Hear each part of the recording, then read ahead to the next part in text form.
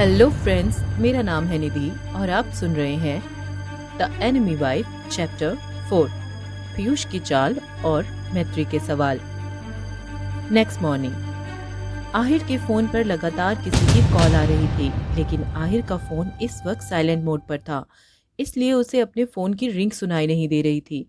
लेकिन फिर भी आहिर का फोन लगातार बजे जा रहा था। वाइब्रेशन मोड पर होने की वजह से अचानक से फोन वाइब्रेट होते होते बेड साइड टेबल से नीचे जा गिरा। फोन के नीचे गिरने की आवाज होते ही आहिर की भी नींद अचानक से खुल गई।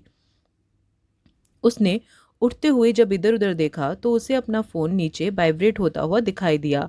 उसने अपना फोन हाथ में लिया और स्क्रीन पर दिख रहे नाम को पढ़ते हुए बोला, अरे यार, अब ये भाई का पीए सुबह सुबह मुझे क्यों फोन कर रहा है। आहिर अभी नींद में था, लेकिन अभी इस वक्त जो उसने शब्द अपने मुंह से निकले थे वह उन्हें एक बार फिर से दोहराते हुए बोला, भाई का पीए मुझे क्यों फोन कर रहा है, वो भी इतनी सुबह। आहिर समझ गया था कि जरूर कोई ना कोई बात है, इसलिए ही मनीष, जो कि देव का पीए था, वो उसे फोन कर रहा था। आहिर ने बिना देरी करते हुए फटाफट कॉल को पिक कर लिया। इससे पहले कि अभी आहिर कुछ बोलता कि उसके सामने में ही मनीष की घबराई हुई आवाज सुनाई दी। आहिर सर, आप मेरा फोन क्यों नहीं उठा रहे थे? क्या आपने आज का न्यूज़ हेडलाइन पढ़ी है? हर जगह सिर्फ और सिर्फ देव सर ही छाए हुए हैं। मैं अभी आपको एक व्हाट्सएप लिंक भेज रहा हूँ, आप उस पर क्लिक कर कर देखिए कि क्या धमाल मचा हुआ है। अब आहिर समझ गया था कि हो ना हो जिस न्यूज़ की बात मनीष कर रहा है वो कहीं ना कहीं देव के रात को उस जगह जाने की है। आहिर ने फिर बिना देरी करते हुए मनीष का कॉल कट किया और मनीष ने भी कुछ ही सेकंड्स में आहिर को व्हाट्सएप मैसेज कर दिया। मैसेज देखते ही आहिर ने जल्दी से उस लिंक पर क्लिक किया जो अभी अभी उसे मनीष ने भेजा था।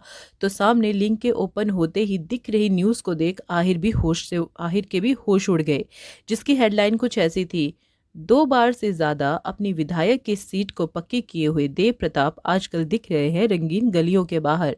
क्या देव प्रताप का ऐसा चलन उनकी पार्टी को बचा पाएगा? क्या होगा देव प्रताप का पॉलिटिकल पार्टी का भविष्य जब नेता ही ऐसे रंगीन मिजाज के हो जाए? तो क्या वो अपने क्षेत्र में विकास ला पाएंगे? क्या देव प्रताप को अब भी उनकी इस सीट पर रहने दिया जाएगा? क्या मुख्यमंत्री गोविंद राणे देंगे कोई सफाई अपनी इस प्रिय नेता के उठाए गए इस कदम पर? ऐसी ही कुछ हेडलाइन इस वक्त आहिर के सामने शो हो रही थी, जिसे देख आहिर की आंखें बड़ी हो गई। रिपोर्टर की बात सुनकर आहिर को तो समझ ही नहीं आया कि अब वो क्या करे। अब उसका ध्यान न्यूज़पेपर्स पर भी गया। उसने देखा कि यह न्यूज़पेपर किसी और का नहीं बल्कि उनके राइवल पॉलिटिकल पार्टी का है। आहिर ने बिना देरी करते हुए मनीष को कॉल लगाया और उससे कहा, जितना पैसा दे सकता है उतना पैसा दो, इस न्यूज़ को हर जगह से हटाओ। अभी इस वक्त सुबह के सिर्फ 6 बजे है। मुझे अगले 15 मिनट के अंदर अंदर यह न्यूज़ हर सोशल मीडिया और हर न्यूज़पेपर से गायब होते हुए दिखे। इस न्यूज़ का कहीं भी किसी को भी ना ही तो कोई लिंक मिले और ना ही इसकी खबर। बाकी मैं टाइगर से पता करवाता हूँ कि आखिरकार ये काम किया किसने है। आहिर की बात सुन मनीष आगे से बोला, जाहिर सी बात है सर, आपने देखा नहीं वह न्यूज़पेपर किसका है? हमारे राइवल्स का ही ये काम है। आहिर ने मनीष की बात सुन आगे से अपनी हामी भरते हुए कहा, है तो ये हमारे राइवल का ही काम, लेकिन एक बात का ध्यान रखना मनीष, इस बारे में भाई को पता ना चले। तुम जानते हो ना उनका गुस्सा कितना खराब है। अगर उन्हें पता चला कि ये सब कुछ हमारे राइवल्स विक्रांत सिसोदिया ने किया है तो वो ना जाने क्या कर बैठेंगे। चाहे कुछ हो जाए, हमें उनकी इमेज पर एक आंच भी आने नहीं देनी। क्या तुम जानते हो कि अगले महीने चुनाव सर पर हैं और ऐसे में हम कोई भी एक गलत कदम नहीं उठा सकते। बस एक बार ये इलेक्शन खत्म हो जाए तो इस विक्रांत सिसोदिया का तो अच्छे से इंतजाम करेंगे। आहिर की बात की गंभीरता को समझ मनीष ने हाँ में अपना सिर हिलाया और बोला, डोंट वरी, अगले 15 मिनट में यह न्यूज़ ऐसे गायब होगी जैसे टाइगर के सामने रखा हुआ खाना। और उसने कॉल को कट कर दिया। मनीष काफ़ी मजाकिया किस्म का लड़का था। 5 सालों से देव के साथ था, लेकिन वह कभी देव के इतने क्लोज नहीं जा पाया जितना वो आहिर के क्लोज था। इसका एक रीज़न था कि आहिर और मनीष का स्वभाव कहीं ना कहीं एक जैसा था, इसलिए वो दोनों आपस में खूब मजे मस्ती भी किया करते थे। और इस वक्त उसने आहिर के मूड को थोड़ा लाइट करने के लिए ही सही पर एक जोक मारा था, जिसे सुनकर आहिर के चेहरे पर एक हल्की सी मुस्कुराहट आ गई। आहिर ने मनीष के कॉल को कट करते ही एक बार दोबारा से उस न्यूज़ को देखा और अपने मन ही मन बोला, विक्रांत सिसोदिया, तूने भाई के साथ पंगा लेकर ये ठीक नहीं किया। लेकिन ये बात ना ही तो मनीष जानता था, ये काम विक्रांत सिसोदिया का नहीं बल्कि लेकिन ये बात ना ही तो मनीष जानता था और ना ही आहिर कि यह काम विक्रांत सिसोदिया का नहीं बल्कि पीयूष का है। पीयूष को कभी भी इस दुश्मनी में कोई मतलब नहीं था। उसने भी हर्षित की तरह ही अपनी स्टडी अब्रॉड में पूरी की थी। अभी उसे इंडिया वापस आए सिर्फ 2 ही दिन हुए थे। पीयूष को कभी भी ये दुश्मनी निभाने में कोई दिलचस्पी नहीं थी। वो हमेशा से ही इन सब से दूर रहना ही पसंद करता था। लेकिन अब बात उसकी बहन की थी और ऐसे में पीयूष चुप तो बिल्कुल भी नहीं बैठ सकता था। उसने सोच लिया कि वो देव को किसी भी कीमत पर नीचे लाकर ही छोड़ेगा। उसके लिए फिर अब उसे जो करना पड़े वो करेगा, जिसकी शुरुआत उसने कर भी दी थी। आहिर या मनीष को इस बात की खबर कानों कान भी नहीं हुई थी कि देव की इमेज को डैमेज करने के पीछे पीयूष का हाथ होगा। वहीं पीयूष तक अब तक ये खबर पहुंच चुकी थी कि देव के बारे में न्यूज़ को पब्लिश कर दिया गया है। लेकिन पीयूष अभी भी देव की पावर से अनजान था, क्योंकि उसे नहीं पता था कि देव के पीछे उसे सपोर्ट करने वाला गोविंद राणे हमेशा उसके साथ है। पीयूष को अभी ये लग रहा था कि उसे कहीं ना कहीं देव की इमेज को खराब कर ही दिया है। लेकिन जब पीयूष ने देखा कि कुछ ही मिनटों में देव की न्यूज़ का नामो निशान ही मिट चुका है तो वो तिलमिला उठा। उसने अपने उसने अपने लिए काम कर रहे आदमियों को कॉल करते हुए उन्हें गुस्से से लताड़ते हुए कहा, ये सब क्या हो रहा है? देव प्रताप की न्यूज़ एकदम से पूरे सोशल मीडिया से कहाँ गायब हो गई? अभी कुछ देर पहले तो ऐसा कुछ नहीं था, फिर अचानक से क्या हुआ? जाहिर सी बात थी, पीयूष की मेहनत इस वक्त पानी फिर चुका था और उसे अभी भी गुस्सा आ रहा था। पीयूष का जवाब देते हुए उसके लिए काम कर रहा दास बोला, सर मुझे लगता है ये सब देव प्रताप के पीए का ही काम है। उसने ही सारी न्यूज़ को सोशल मीडिया से हटवा दिया होगा। उसकी जान पहचान काफ़ी आगे तक है। लेकिन आप परेशान मत होए, मैं जल्द ही देव प्रताप की न्यूज़ को आप जल्द ही देव प्रताप की कोई न्यूज़ आपको ला के दूंगा। पीयूष ने झल्लाते हुए दास से कहा, दास मुझे देव के हर पल की खबर चाहिए। वो क्या करता है, किससे मिलता है, मुझे सब जानना है। दास ने पीयूष को जवाब देते हुए कहा, आप फिक्र मत कीजिए सर, मैं आपको देव प्रताप की एक एक खबर ला कर दूंगा। वहीं मैत्री जब सुबह अपनी नींद से जागी तो वो इस वक्त रूम में अकेली थी। उसने उसने बीते पलों के बारे में सोचते हुए अपने चेहरे को अपने दोनों हाथों से छुपा लिया और सिसकते हुए बोली, देव आप मेरे साथ ऐसा कैसे कर सकते हैं? आपने मुझे एक बार भी बोलने का कोई मौका नहीं दिया। आप एक बार मुझे मेरी बात रखने का मौका तो देते, लेकिन नहीं, आपने तो सीधा फैसला ही सुना दिया। मैत्री ने सुबकते हुए अपनी आंखों से बह रहे आंसुओं को साफ किया और खुद को समझाते हुए बोली, नहीं मैत्री, तू इस तरह से हार नहीं मान सकती। तू यूँ चुपचाप देव के लिए गए फैसले को नहीं मान सकती। आखिर तेरी देव से शादी हुई है तो कोई खिलौना नहीं है मैत्री, जिसे जब चाहा अपनाया और जिसे जब चाहा अपनी जिंदगी से बाहर निकाल दिया। आखिर मेरी भी तो कोई फीलिंग्स है।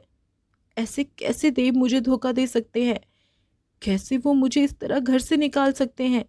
मैत्री ने खुद से बात करते हुए अपने आप को यह समझा लिया था कि वो एक बार फिर देव से मिलकर उसे अपनी सफाई ज़रूर देगी। वो देव को समझाने की कोशिश करेगी कि वो उसके बारे में बहुत गलत सोच रहा है। लेकिन अब सवाल ये था कि मैत्री देव से कैसे और कब मिलेगी, क्योंकि उसके घर परिवार में तो देव का नाम लेने तक की मनाही थी। और रही बात उसका देव से मिलने की, तो दमयंती देवी के रहते हुए वो अभी घर से बाहर तक नहीं निकल सकती थी। तो ऐसे में वो देव से कैसे मिलेगी? मैत्री इन्हीं सब बातों में उलझी थी कि तभी वहां पर पीयूष आया। पीयूष को अपने रूम में देख मैत्री उसे देखते हुए बोली, भाई आप इतनी सुबह, क्या हुआ, सब ठीक तो है ना? पीयूष ने मैत्री को देखते हुए उसके बेड के पास आते हुए उससे कहा, मैत्री मुझे तुमसे कुछ बात करनी है। मैत्री को अंदर ही अंदर इस बात का डर सता रहा था कि अब पीयूष कहीं उसे सबसे दूर न भेज दे। पीयूष को अपने सामने आते हुए देख मैत्री की आंखों में एक बार फिर से देव और उसके भाई पीयूष के बीच हुए आमने सामने की झलकियां दिखाई देने लगी, जिसमें देव ने पीयूष के गर्दन पर अपने हाथ की पकड़ मजबूत की हुई थी और वो उसे अपनी गुस्से से लाल घूरती हुई आंखों से देखे जा रहा था। वो वो इन सब में खोई हुई थी कि तभी पीयूष ने उसके कंधे को हल्के से हिलाते हुए उसे होश में लाते हुए कहा, "आह, मैत्री, तुम कहाँ खो गई? तुमसे कुछ बात कर रहा था।" मैत्री को जब अपने भाई पीयूष की आवाज़ सुनाई दी तो उसने पीयूष की ओर देखते हुए कहा, जी भाई, आप क्या कह रहे थे? मैंने सुना नहीं।" पीयूष समझ रहा था कि इस वक्त मैत्री किसी ट्रॉमा से गुजर रही है, इसलिए उसने एक बार फिर से अपनी बात दोहराते हुए कहा, "हम्म, मैत्री, आज शाम एक पार्टी है और मैं चाहता हूँ कि तुम उससे पार्टी में मेरे साथ चलो।" मैत्री पीयूष को देखते हुए अभी कुछ बोलने ही वाली थी कि तभी पीयूष ने उसे बीच में ही रोकते हुए कहा, मैत्री, मैं कोई आनाकानी नहीं सुनना चाहता। तुम्हें कहा कि रात की पार्टी है तो तुम्हें मेरे साथ चलना है। तुम्हारा भी थोड़ा दिल बहल जाएगा। मैं शाम को 7 बजे तुम्हें लेने आ जाऊंगा। तुम तब तक रेडी रहना।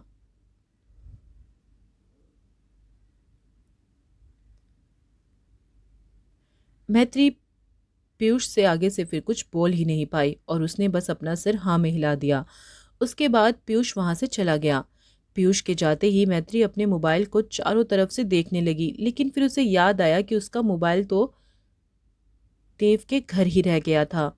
इसका मतलब था कि अब वो किसी से भी कांटेक्ट नहीं कर सकती थी। उसे इन सब में अनन्या ही एक ऐसा रास्ता दिखाई दे रही थी जिसके थ्रू वो देव से मिल सकती थी, और अनन्या से बात करने का एक ही तरीका था, वो था उसका फ़ोन। लेकिन अब वो उसके पास नहीं था। ये ध्यान आते ही मैत्री ने अपना सर पकड़ लिया। वो जानती थी कि उसके घर वाले उसे इतनी जल्दी तो मोबाइल अब देने से रहे, और उसे अनन्या का मोबाइल नंबर याद नहीं था। वहीं दूसरी ओर पूरा प्रताप परिवार इस वक्त एक साथ खाने की टेबल पर बैठा हुआ था। वहां इस वक्त बेहद शांति थी। कोई किसी से कोई भी बात नहीं कर रहा था। उस पूरे टेबल पर इस वक्त सिर्फ और सिर्फ चम्मच और प्लेट की आवाज़ ही सुनाई दे रही थी। हर किसी के चेहरे के एक्सप्रेशन इस वक्त बेहद गंभीर नजर आ रहे थे। तभी वहां की शांति को भंग करते हुए मनीष वहां आया।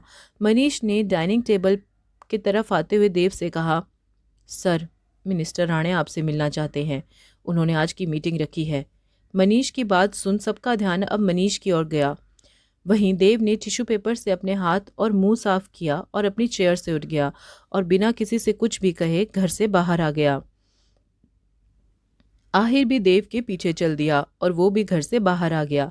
देव और आहिर को घर से इस तरह बिना कुछ खाते जाते देख शकुंतला देवी बोल पड़ी, ना जाने किसकी नजर लग गई मेरे घर परिवार पर, मेरे बच्चों पर। मेरे हंसते खेलते बच्चों की हंसी ही गायब हो गई है। काश वो लड़की कभी इस घर में आई ही ना होती तो आज ये सब नहीं होता। मेरी ही गलती जो मैंने अपने बच्चे पर उस लड़की से शादी करने का दबाव बनाया। ना ही तो मैंने अपने बच्चे को उस लड़की से शादी करने को कहा होता और ना ही ये सब होता। मुझे क्या पता था कि वो लड़की उस रावल परिवार की लड़की निकलेगी। कितनी मासूम थी वो लड़की। अनन्या, जो काफी देर से अपनी दादी की बातों को सुन रही थी, अब उससे और मैत्री की बुराई बर्दाश्त नहीं हुई और उसने अपनी दादी को जवाब देते हुए कहा, दादी प्लीज बस कीजिए अब आप। मैत्री ने हम सबसे कभी कोई झूठ नहीं बोला। उसने नहीं कहा था कि वो देव भाई से शादी करना चाहती थी। ये बात हम सब जानते हैं कि देव भाई ने ही मैत्री से शादी करी है, वो भी जबरदस्ती। तो फिर इन सब में मैत्री कहाँ से बुरी बन गई? अभी अनन्या ने इतना ही कहा था कि तभी संध्या जी ने एक तेज थप्पड़ उसके गाल पर मार दिया और उसे डांटते हुए बोली, तुझे जरा सी तमीज नहीं रही? अनन्या, तू कैसे बात कर रही है अपनी दादी से?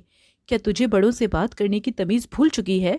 इतना बोल संध्या जी अनन्या को घूरने लगी। तभी अवंतिका जी अपनी जगह से उठी और संध्या को डांटते हुए बोली, ये क्या तरीका है संध्या? अनन्या कोई छोटी बच्ची नहीं है, तुम इस तरह यूं सबके सामने उस पर हाथ उठाओगी? गलती किसी की भी नहीं है, गलती हम सब की ही है, जो हम सब ने अपनी आंखें बंद करी हुई थी। लेकिन अच्छा है कि समय रहने से पहले हमारी आंखें खुल गई, वरना ना जाने आगे क्या होता। अवंतिका प्रताप वहां से चली गई। वहीं अनन्या अपने गाल पर हाथ रख अपने रूम की ओर बढ़ गई। कहानी में आगे क्या होता है जानने के लिए सुने द एनिमी वाइफ, सिर्फ रोमांटिक रीड्स चैनल पर। Thank you for the listening.